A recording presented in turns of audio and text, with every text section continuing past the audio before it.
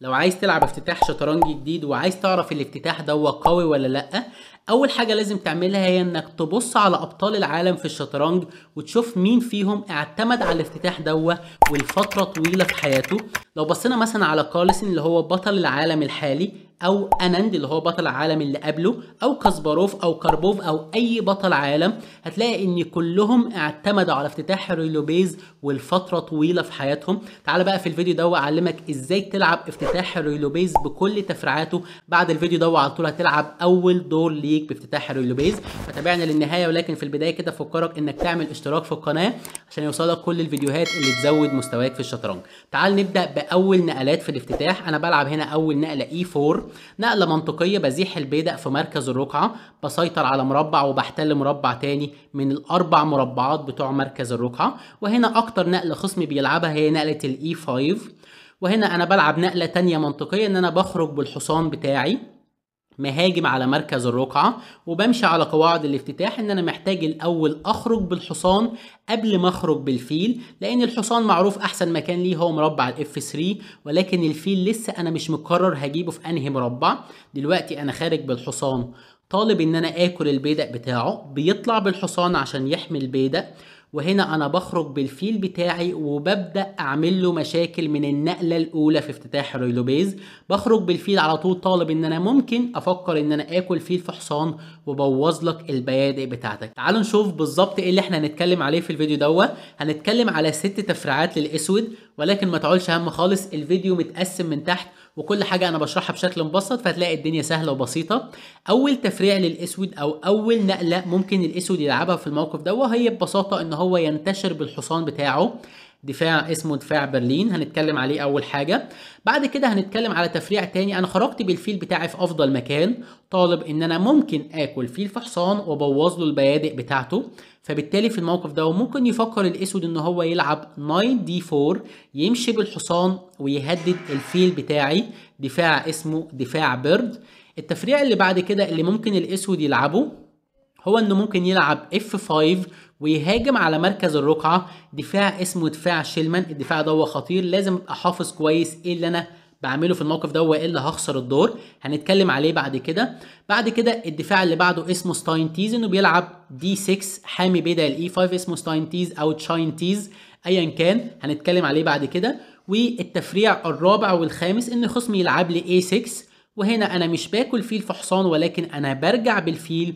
وفي الموقف ده ممكن يلعب تفريعين، التفريع الاول هو النايت F6، تفريع اسمه مورفي، او في الموقف ده ممكن يلعب D6 النقله القديمه، كل الفرق بس ان هو زاح البدأ التفريع اسمه مودرن ستاينتيز او مودرن شتاينتيز. تعالوا بقى نتكلم على التفريعات دي بالتفصيل. اول تفريع قلنا هنتكلم عليه هي نقله النايت F6، ان هو ينتشر بالحصان، دفاع برلين. في الموقف ده انا بعمل ايه؟ انا بلعب كوين E2، بحمي البيدق بتاعي، وبنوصل لنفس الموقف اللي هنتكلم عليه بعد شويه. فبالتالي احنا خلصنا كلام على دفاع برلين، قلت لكم الدنيا سهله وبسيطه. تاني تفريع بعد نقله النايت F6، لو لعب لي نايت F6 كوين E2 حميت البيدق، وبنخش في تفريع هنشوفه بعد شويه. تاني تفريع هنتكلم عليه وهي نقله النايت D4 او دفاع بيرد، جاي بالحصان مهدد الفيل بتاعي. طبعا انا مش عايز اخسر وقت في الموقف فباكل حصان في حصان، بياكل بالبيدق، وهنا ببساطة أنا ببيت بكمل انتشار عادي. لو لعب لي في الموقف C6، أنا ببساطة برجع بالفيل. خلاص أنا مش برجع بالفيل من هنا، الفيل من هنا ما بقاش ليه لازمة، ولكن أنا برجع بالفيل من هنا، فيل من هنا بقى كويس جدا، طالب ان انا بعد شويه العب D3، بعدين ممكن افكر ان انا اكمل انتشار واضغط على البيدق الضعيف بيدق D4. ولو فكر في الموقف الاسود انه يلعب D5 يهدد الفيل بتاعي تاني. المشكله في نقله D5 انك فتحت على ملكك. في الموقف انا باكل بيدق في بيدق، طبعا ما بتقدرش تاكل بالوزير لاني باكلك بالفيل، فبالتالي انت بتضطر انك تاكل بالبيدق، البيادق بتاعتك بقت ضعيفه جدا. بمشي بالفيل بكش ملك، بتغطي بالفيل، وهنا بلعب روك E1 كش ملك، بستغل ان ملكك واقف في مركز الرقعه.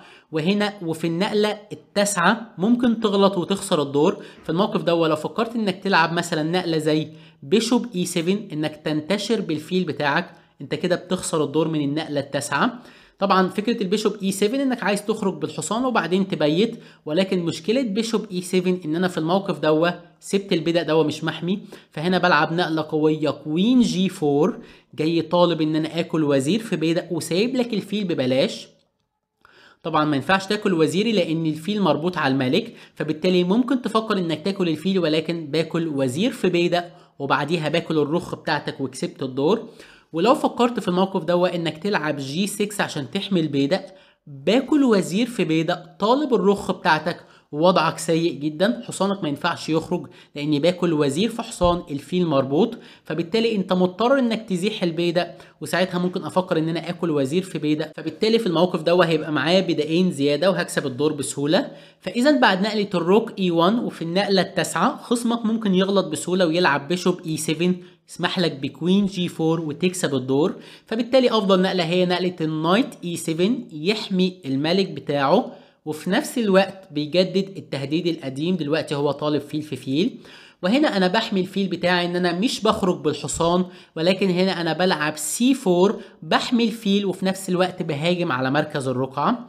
فكرة السي 4 ايه؟ ان هو لو اكل فيل في فيل ببساطة انا باكل بالبيدق، البيدق ده مش بيدق ضعيف، البيدق ده بحميه بسهولة ببدأ الاي 4، ولكن البدأ الضعيف فعلا هو البدائين دول. في الموقف ده انا بلعب دي 3، بعدين ببدأ الف الحصان بتاعي وببدأ اضغط على البيادق بتاعته، الدور ده الابيض احسن بكتير.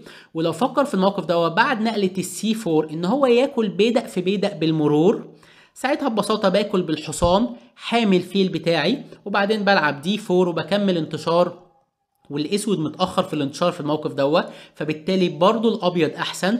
ولو فكر في الموقف ده الاسود انه يلعب A6 ويهدد الفيل بتاعي، ساعتها في الموقف ده ببساطة باكل فيل في فيل ياكل بالوزير، بلعب دي 3 وبعدين ببدأ ألف الحصان بتاعي، بعدين بنتشر بالفيل، وهنا هو هيبقى عنده البدأ ده بدأ ضعيف برضه بضغط عليه. فإذا أول نقلة أو أول دفاع أو سوري تاني دفاع، أخدنا دفاع برلين، تاني دفاع إن هو يلعب دفاع برد، أنا مش بخاف منه خالص، أنا باكل حصان في حصان وببيت وبكمل انتشار عادي.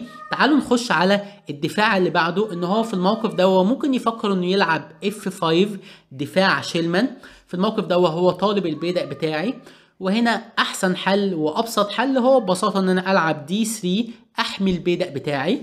ما تاكلش في الموقف ده بيدق في بيدق، اكلة بيدق في بيدق مش غلط، ولكن هنخش في حسابات كتير. لا انا بلعب دي 3 ببساطه وبحمي البيدق بتاعي، بيكمل هنا ان هو بياكل بيدق في بيدق، باكل بالبيدق، وهنا خصمي بيلعب نايت اف 6 بينتشر بالحصان ضاغط على البيدق وهنا انا بكمل ان انا ببيت، بقول له انا ما عنديش مشكله انك تاكل حصان في بيدق، لانك لو كلت حصان في بيدق انا بلعب لك روك اي 1 هبقى طالب الحصان بتاعك. يعني تعال نلعبها مثلا عشان نشوفها على ارض الواقع. لو اكل حصان في بيدق بلعب روك اي 1، هات الحصان بتاعك. ولو فكرت انك تلعب دي 5 عشان تحمي الحصان، ساعتها الحصان بتاعك بقى مربوط، فبالتالي بعد الدي 5 انا باكل حصان في بيدق، هبقى طالب ضاغط على الحصان بتاعك، وطالب ان انا ممكن في وقت من الاوقات العب اف 3 او نايت دي 2 واضغط على الحصان. الملك بتاعك بقى في الشارع، بالاضافه طبعا ان الكش دي كمان قويه، فبالتالي موقفي كده تقريبا انا بكسب الدور. ولو فكر في الموقف ده ان هو يرجع بالحصان تاني، فانا عندي ببساطه ان انا استرد البيدق، فبالتالي في الموقف ده بعد نقله حصان في بيدق انا ما بخافش من النقله دي، لاني زي ما قلت لكم باجي بالرخ طالب الحصان وكمان طالب البيدق وبسترد البيدق، فبالتالي خصمي مش بيلعب حصان في بيدق، مع ان في الموقف ده ناس كتير بيلعبوا حصان في بيدق. في الموقف ده ممكن خصمي يفكر انه يلعب دي 6 يحمي البيدق اللي في الاي 5، ويقول لك دلوقتي انا طالب ان انا اكل حصان في بيدق، لان الفكره القديمه بتاعت روك اي 1 هبقى طالب الحصان ووراه طالب البيدق، الفكره دي ما بقتش موجوده، لان ببساطه البيدق بقى محمي، يوم ما تلعب له روك اي 1 بيرجع بالحصان تاني ما فيهاش مشكله. فبالتالي في الموقف ده برضه مش بحمي البيدق، ما بلعبش مثلا نايت سي 3 في الموقف ده. نقله مهمه لازم تبقى حافظها بالابيض، وهي نقله البيشوب سي 4. انا بمشي بالفيل بتاعي، بستغل ان خصمي لعب اف 5 واكل بيدق في بيدق، فبالتالي الوتر ده بقى ضعيف، فباجي بالفيل بسيطر على الوتر ده، بقول له ممنوع انك تبيت قصير. الفكره في الموقف ده ان هو لو اكل حصان في بيدق انا باجيله بالوزير طالب حصانه، وكمان طالب ان انا اديله كش مات في حمايه الفيل، فبالتالي بيخسر قطعه. لو رجع بالحصان انا باكل في الموقف ده الحصان متهدد بقطعتين، فبالتالي بيخسر قطعه، ما ينفعش ياكل البيدق بتاعي. ولو صبر في الموقف ده وما لعبش اي حاجه انا بنط له بالحصان، طالب ان انا انط في المربع ده وهجوم قوي جدا. ولو فكر في الموقف ده خصمي ان هو يخلص من الفيل ده انه يلعب لي نايت A5، يقول لي هات الفيل بتاعك. ساعتها ببساطه انا بمشي بالفيل، ما عنديش اي مشكله. لو فكر في الموقف ده ان هو يكمل انتشار، فانا ممكن افكر ان انا ازيح على حصانه، امشي حصانه واخد مساحه في جناح الوزير. ولو فكر في الموقف ده ان هو يرجع بالحصان على امل ان انا اطلع بالحصان يهددني ارجع تاني ونفضل رايحين والدور يبقى تعادل، لا، لو رجع بالحصان في الموقف ده بلعب نقله قويه برضه، هي ان انا بلعب نايت G5، بنط بالحصان بتاعي الاول حامل بيدق اللي كان مطلوب من شويه. ودلوقتي انا طالب ان انا العب بيشوب C4، وما عندكش وقت انك تطلب الفيل بتاعي، لان ساعتها هيبقى عندي يا اما ان انا اديك كش يا اما ان انا انط بالحصان. فبالتالي انا عكست النقلتين، دلوقتي انا نطيت بالحصان طالب ان انا ارجع بالفيل.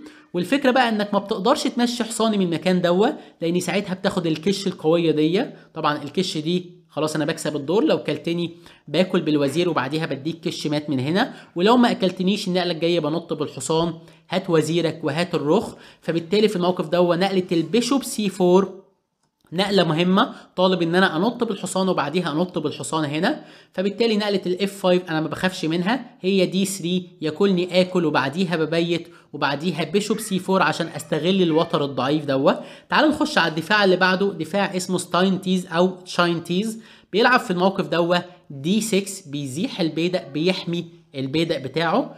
وهنا في الموقف انا بلعب D4، بزيح البيدق في مركز الرقعه. لو اكل بيدق في بيدق انا ما عنديش مشكله، انا باكل بالحصان. ولو فكر في الموقف الاسود ان هو يلعب بيشوب D7، ساعتها هنا انا بلعب D5، بزيح البيدق، بقول له هات الحصان بتاعك تمشي بالحصان. وهنا انا بلعب C4، اخدت مساحه قويه جدا في مركز الرقعه. لو اكل فيل في فيل انا مفيش مشكله، انا باكل بالبيدق، وعنده البيدق هيبقى ضعيف على العمود مفتوح، يعني لو اكل باكل بالبيدق. دلوقتي البيدق على العمود مفتوح، ببساطه جدا ممكن اطلع الاول بالفيل، بعدين اخرج بالحصان، وبعدين ابدا اجوز على البيدق والبيدق ضعيف متاخر مش عارف يزيحه، والا لو وزيري واقف هنا ممكن اكل مرتين واكسب بيدق. فبيدق متاخر على العمود مفتوح، ممكن اضغط عليه بسهوله. ولو فكر خصمي في الموقف ان هو ما ياكلش فيل في فيل ويلعب مثلا نايت F6 يكمل انتشار، طالب ان هو ياكل حصان في بيدق، بنتشر بالحصان بتاعي. لو فكر ان هو يلعب مثلا بيشوب E7 بيبيت وبكمل في الموقف انتشار وبلعب بيشوب E3. ويوم ما يطلبني ويلعب A6 يقول لي هات الفيل بتاعك، في الموقف ببساطة انا باكل فيل في فيل، ياكل بالحصان، وبنوصل للمنظر مركز رقعة مقفول. ولكن الفيل بتاع الوحش اللي هو نفس لون البيادق، الفيل الوحش هو اللي نفس لون بيادق مركز الرقعة، الفيل الوحش بتاعي انا خرجته بره السلسلة وبعدين اكلت فيل في فيل، فبالتالي اتبقى لي الفيل الحلو اللي هو عكس لون البيادق بتوع مركز الرقعة، وهو اتبقى له الفيل الوحش اللي نفس لون بيادق مركز الرقعة. الدور بيكمل ان انا ببدأ العب B4 واحاول ان انا ازيح نقلة C5، اجي بالوزير، اجي بالرخ، واحاول ان انا كمان ممكن ازيح نقلة C6، احاول ان انا اهاجم في جناح الوزير وافتح جناح الوزير. فبالتالي في الموقف نقلة D6 ببساطة انا بلعب له D4 بعديها D5، بعدين بكسر فيل في فيل والدور بتاعي بيبقى احسن. تعالوا بقى نخش على اكتر نقلة بتتلعب في الموقف وهي نقلة A6. يقول لي هات الفيل بتاعك. في الموقف انا مش باكل فيل في حصان، طبعا انا ممكن افكر ان انا اكل فيل في حصان بفكرة انه لما بياكل بالبيدق اكل حصان في بيدق وكده انا كسبت بيدق. طبعا النقله دي مش صح، لانه ببساطه بيلعب كوين D4، بيقول لي هات الحصان بتاعك وكمان هات البيدق، بضطر ان انا امشي بالحصان وبعديها بياكل وزير في بيدق. دلوقتي يوم ما بغطي طبعا لو مشيت بالملك هيبقى وضع وحش، ولو غطيت بالوزير برضه هيبقى وضع وحش، ملكي واقف في مركز الرقعه. فبالتالي الدور يا اما متعادل يا اما كمان الاسود احسن. فبالتالي بعد ما يلعب لي A6 في الموقف انا مش باكل فيل في حصان، ولكن انا برجع بالفيل بتاعي. وهنا هو عنده حل من اتنين، يا اما يفكر انه يلعب D6 اللي هو المودرن ستاينتيز او مودرن تشاينتيز، او ان هو يلعب تفريع مورفي انه يلعب نايت F6. تعالوا الاول نبص على نقله الD6 اللي هو تفريع اسمه مودرن ستاينتيز او مودرن شاينتيز. التفريع ده يشبه التفريع اللي فات، بس الفرق الوحيد ان خصمي لعب الاول نقله الاي 6. لازم تخلي بالك ان في فرق جوهري بين التفريعين دول. هنا في الموقف ده لو فكرت ان انا العب دي 4 زي في التفريع اللي فات، ساعتها النقله دي مش احسن حاجه، مع ان النقله دي مش غلط، بس خلي بالك لان النقله دي فيها فخ ممكن يخسرك الدور. في الموقف الاسود بيلعب نقله البي 5. النقله دي ما كانتش موجوده في التفريع اللي فات، لان ساعتها كان الفيل واقف هنا. لو فكرت انك تلعب لي اي 6 انا ببساطه باكل فيل في حصان. يعني مثلا لو فكرت في الموقف انك تلعب دي 6 وانا لعبت دي 4، لو فكرت انك تزيح البيدق عليا، ساعتها ببساطه انا باكل فيل في حصان، تاكل بالبيدق، بعدين باكل بيدق في بيدق، كسبت الدور، او كسبت بيدق وبعديها كسبت الدور. ولكن بعد نقله الاي 6 برجع بالفيل تلعب دي 6. هنا لو لعبت لك الدي 4 بقى في نقله البي 5، ما عنديش وقت ان انا اكل الحصان بتاعه، فبالتالي انا بضطر ان انا ارجع بالفيل. وفي الموقف الاسود بيلعب نقله قويه وهي حصان في بيدق. طبعا هو كسب بيدق، فانا عشان استرد البيدق باكل حصان في حصان ياكل بالبيدق. وهنا اوعى تغلط غلطه وتخسر قطعه وتبقى وقعت في الفخ. لو فكرت في الموقف ان انا اكل وزير في بيدق، كده انا وقعت في الفخ، وكده الاسود بيكسب الدور، لانه في الموقف بيلعب نقله C5، بيقول لي هات الوزير بتاعك، وفي نفس الوقت انا طالب ان انا ازيح البيدق، هبقى حابس الفيل بتاعك. يعني وزيرك لو رجع انا زحت البيدق كسبت الفيل، فبالتالي انا مضطر ان انا امشي بالوزير، ابقى طالب ان انا اديله كش مات، وكمان ابقى طالب الرخ بتاعته. المشكله في الموقف ان هو بيلعب بيشوب E6، بيقول لي هات الوزير بتاعك، ويوم ما امشي بالوزير تاني بيزيح وبيقفل على الفيل بتاعي، فبالتالي انا مضطر ان انا امشي بكش ملك. وساعتها في الموقف بيلعب بيشوب D7، بيقول لي هات الوزير بتاعك، وفي نفس الوقت انا طالب ان انا ازيح البيدق واقفل على فيلك، فبترجع بالوزير طالب انك تديله كش مات. ولكن في الموقف نقلة السي 4 الفيل بتاعي اتحبس. ولكن في الموقف نقلة الدي 4 النقلة دي مش غلط، ولكن محتاج ان انا اركز عشان ما اقعش في الفخ اللي الاسود عاملهولي. في الموقف بيلعب البي 5، برجع بالفيل، بياكل حصان في بيدق، كسب بيدق، حصان في حصان ياكل بالبيدق. وهنا انا مش باكل وزير في بيدق والا هخسر قطعه زي ما شفنا من شويه. ولكن في الموقف بلعب نقله قويه وهي نقله السي 3. دلوقتي انا طالب ان انا اكل بيدق في بيدق، فبالتالي طبعا لو اكلت بيدق في بيدق وانت سمحت لي هيبقى معايا مركز رقعه قوي جدا، ساعتها الابيض هيكون افضل. ويوم ما تاكل بيدق في بيدق وده اجباري، ساعتها في الموقف ممكن افكر ان انا اكل حصان في بيدق، وكده انا مضحي بيدق مقابل ان انا معايا انتشار افضل.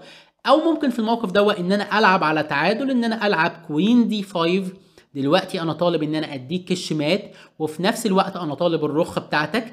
مفيش حل قدامك، ما ينفعش تطلع بالوزير والا باكل الرخ، فبالتالي انت مجبر انك تلعب بيشوب اي 6 بحيث تبقى حميت الرخ وفي نفس الوقت حميت المات.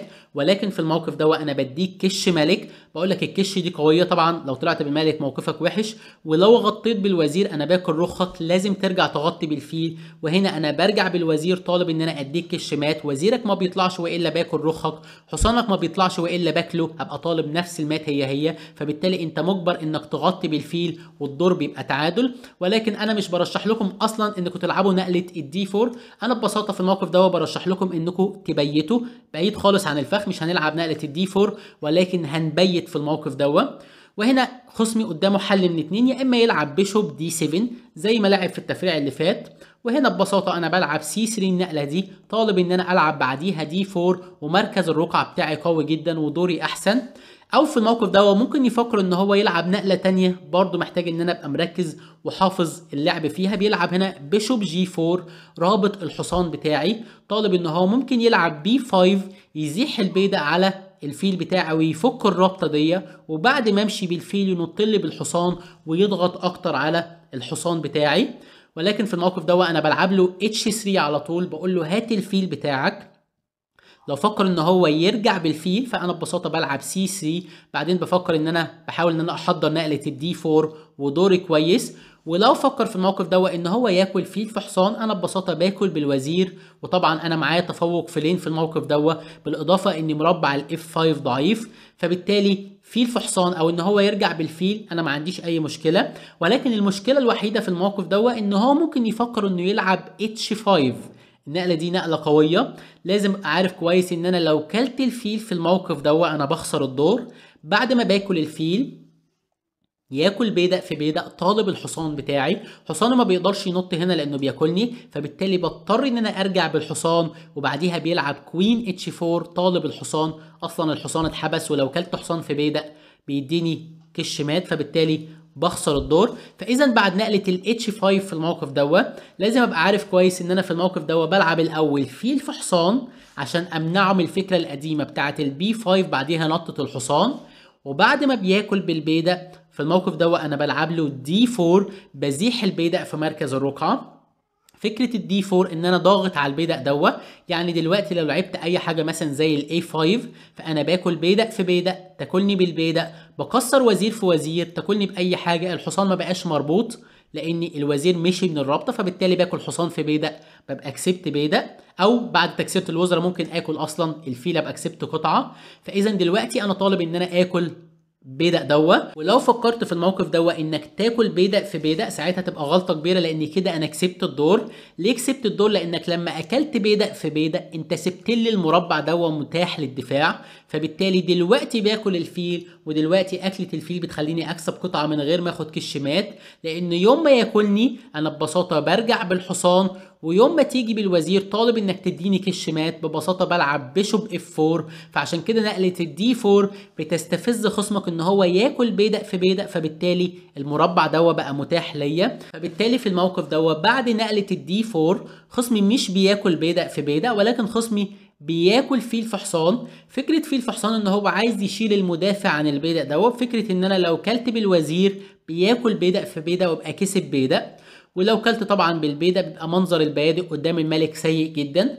ولكن في الموقف انا فعلا باكل بالوزير وبسيب له البيدق ويوم ما ياكل بيدق في بيدق ساعتها طبعا انا منتشر احسن من خصمي بكتير، فبالتالي انا معايا تعويض عن البيدق هنا انا بلعب نقله قويه وهي نقله الاي 5. بزيح البيدق، بقول له لو اكلت بيدق في بيدق فانا باكل وزير في بيدق.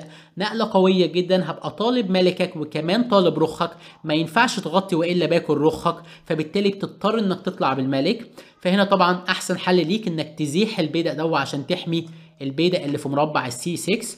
وهنا انا بلعب روك اي 1 طالب ان انا ازيح البيدق وافتح اعمده اكتر على الملك بتاعك. ويوم ما تلعب في الموقف كوين دي 7 عشان تمنع زيحة البيدق، بلعب نايت دي 2 طالب ان انا بعديها العب نايت بي 3 اضغط على البيدق اكتر، بعدين اخرج بالفيل اذا كان هنا او هنا، بعدين اجي بالرخ في مركز الرقعه، وبعدين العب سي 3 او سي 4. فبالتالي في الموقف انا معايا انتشار ومعايا تعويض اكتر من كافي عن البيدق. فاذا في الموقف بعد نقله الاي 6 ونقله الدي 6 خصم عامل لي فخ. انا مش بلعب هنا نقله الدي 4 ولكن ببساطه ببيت. لو لعب بيشوب دي 7 فانا بلعب سي 3 ودي 4. اما لو جيب الفيل رابطني فانا بزيح البيدق، هات فيلك. لو كلتني انا باكل بالوزير معايا تفوق في لين. لو رجعت بالفيل انا بزيح البيدق وبحاول احضر نقله الدي 4.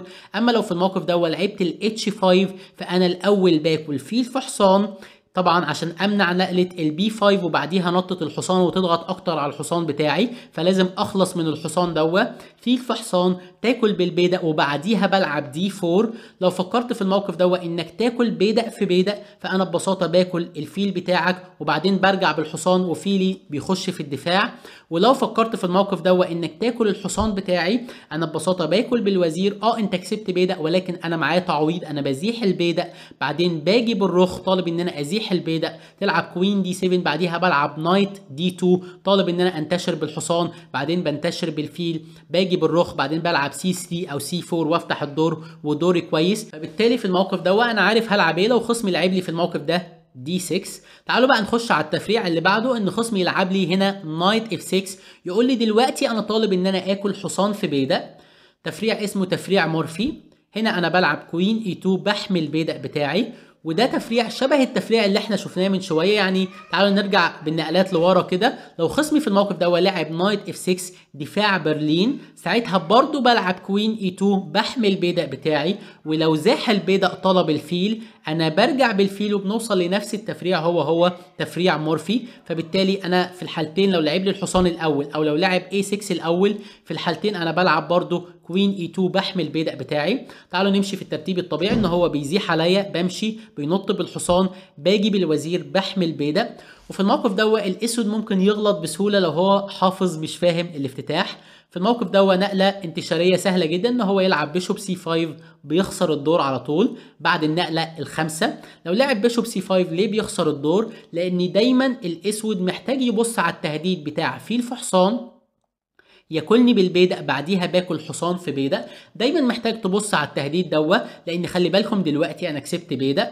لو فكرت انك تكمل انتشار وتبيت مثلا، خلاص انا بلعب دي 3، حميت البيدق بتاعي كويس جدا، بعديها برجع بالحصان وبكمل انتشار وكسبان بيدق كامل ببلاش. فبالتالي انت املك الوحيد انك تحاول تسترد البيدق زي ما كان بيحصل من شويه، ولكن للاسف ما بتقدرش تسترد البيدق في الموقف لو فكرت انك تلعب كوين دي 4 زي ما كان بيحصل في الاول، ساعتها هنا انا بلعب لك نقله قويه وهي نقله النايت دي 3. برجع بالحصان طالب ان انا اكل حصان في فيل تاكلني، بعديها دي 3 حميت البيدق وكسبت بيدق كامل ببلاش وكسبت الدور بعديها طبعا كمل صح واكسب الدور. ولو فكر خصمي ان هو ياكل حصان في بيدق، ساعتها انا باكل حصان في فيل، ما ينفعش تاكلني بالحصان لاني الحصان مربوط على الملك، ولو كلتني بالوزير انا باكل حصانك ببقى كسبت قطعه. ولو فكرت في الموقف انك ترجع بالفيل الاول طالب انك تاكل حصان في بيدق او وزير في بيدق، ساعتها بلعب اف 3 حميت البيدق بتاعي وخلاص كده معايا بيدق كامل ببلاش، ما عندوش تعويض هو عن البيدق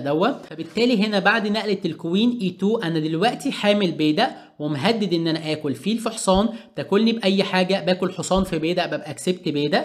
فهنا خصمك لو حافظ مش فاهم هيخسر الدور. تعال نفترض ان خصمك فاهم الافتتاح ولعب بي 5 الاول، منع نقله فيل في حصان.